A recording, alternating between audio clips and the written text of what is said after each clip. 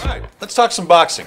And let's bring in a friend of the show, Ryan Songalia. He is a reporter for Ring Magazine, both the hard copy of Ring Magazine and the website Ring Magazine.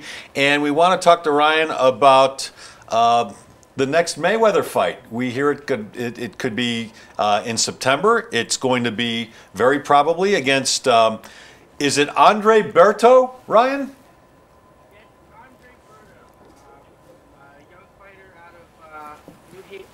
Winter Haven, Florida.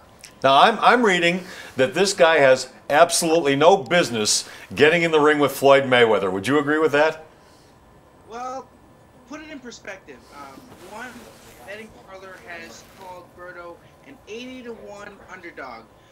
Mike Tyson, when he lost Buster Douglas in 1990 in the biggest boxing upset, actually probably the biggest upset in sports for that time, was 42-1 favorite. So that would mean that this guy Berto is a two-time greater underdog than was Buster Douglas. Well, so tell us a little bit. I mean, Winter Haven's known for a couple of tourist attractions. I don't think he is one, but give us a little bit of why we could even think this fight would be worth anybody tuning in or getting any interest in. Well, the one thing that interested me was that there were talks to make the fight on CBS, which would mean that for the first time, I think maybe since someone like Sugar Ray Leonard, the biggest fighter in the world would be on free TV in America. Now they're backing off of that because the fight is only 2 months away. Floyd Mayweather has a habit of really bringing it down to the line when he announces his opponents. They may not be able to sell enough advertisements to make this financially lucrative enough to have this fight on free TV. Now, if you're going to do it for pay-per-view for $70, $80, I would say catch it on replay the next week because really Berto has lost 3 of his last 6 fights. He was knocked out by a journeyman who no one had ever heard of, really, except for real boxing hardcore fans. This fight really is a complete mismatch. It used to be that you had to beat Andre Berto to get to Mayweather because they had been trying to make Berto versus Mayweather for a long time.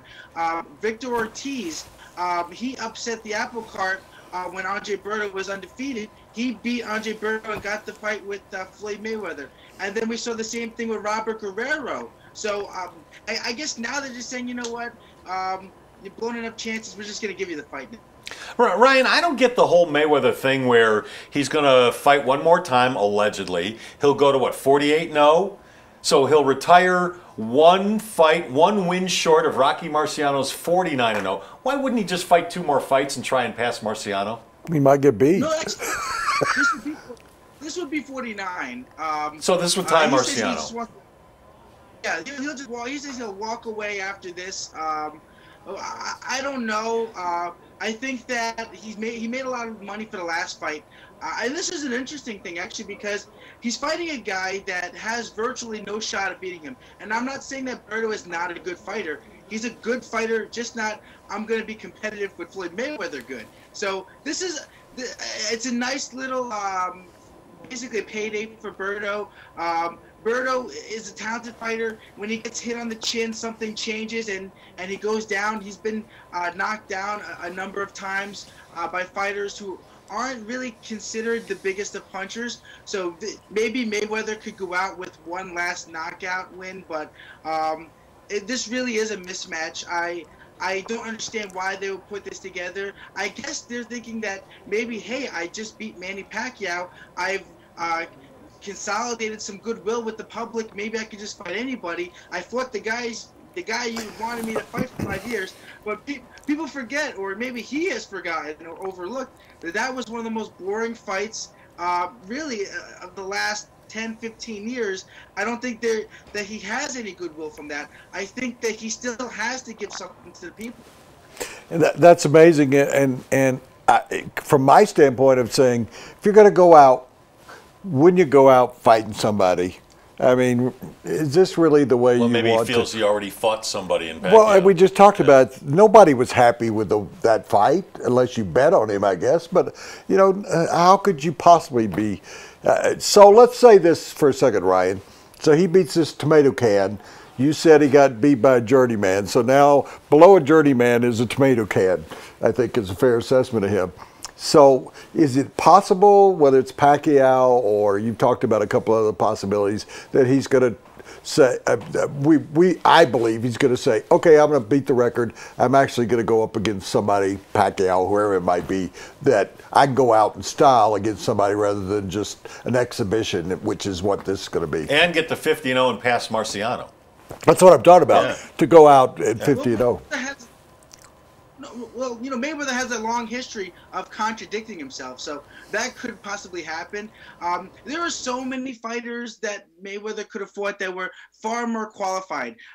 He could have fought the undefeated kid Keith Thurman. He could have fought. He's been saying that that Gennady Golovkin, the middleweight champion, wants to move down to 154 pounds to fight him. That would be a very interesting fight.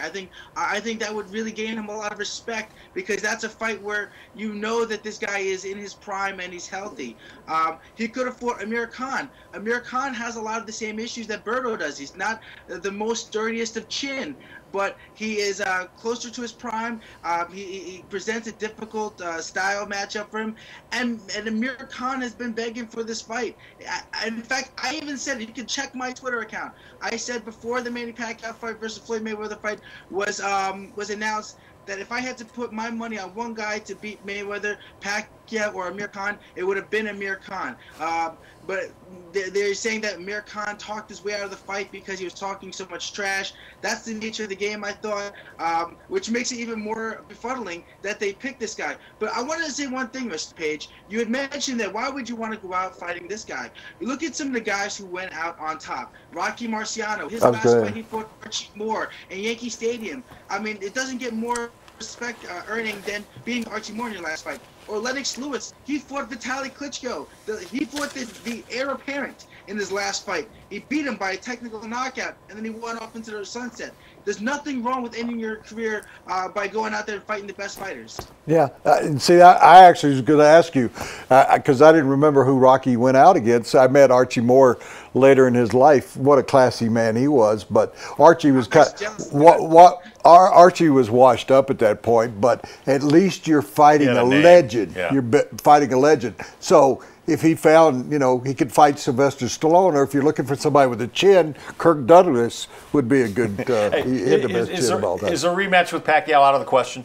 Let's hope so. For the immediate future, I would say, because now Bob Arum, Pacquiao's promoter, is a little bit upset with Pacquiao, saying that Pacquiao has been missing shoulder rehabilitation sessions in Los Angeles. He's been traveling the world doing state spin things, and basically just lambasted him while he was out in Macau for his last promotion. Pacquiao says he's self-rehabbing. I don't know how good of a doctor you can be when you don't really go to medical school, but I hope for his sake that, or if he's not going to take his career seriously, I hope that he'll just walk away. I don't think that he has anything to prove. Just like I don't think Mayweather has anything to prove. As a person who, I care about the consumers, I don't think it's right that you're going to go out there and sell an $80 pay-per-view or $100 pay-per-view against a guy who's an 80-1 underdog. I don't think that's fair. Good point. Hey, Ryan, your Twitter handle one more time? I'm at Ryan Songalia. You can catch me any day ranting about boxing. All right, Ryan Songalia, he is a reporter for Ring Magazine. Read him, follow him, watch him. Thanks, Ryan. Thank you, gentlemen. All right. All Live Guests brought to you by Papa John's, the official sponsor of the Colorado Rockies. The day after every Rockies win, you can get 50% off your online order at papajohns.com. You have to use the promo code ROXWIN, ROXWIN. Right.